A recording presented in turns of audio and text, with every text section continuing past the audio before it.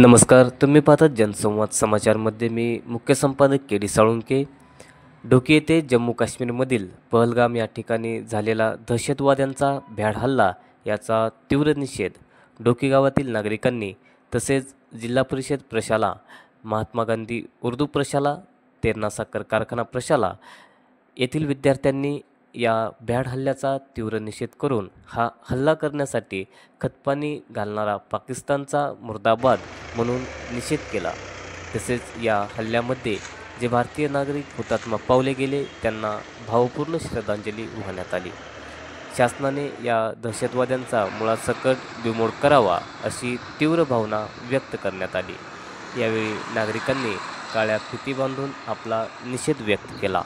तसेच ढोकी बंदला व्यापार वर्गांचा देखील मोठा प्रतिसाद लाभला.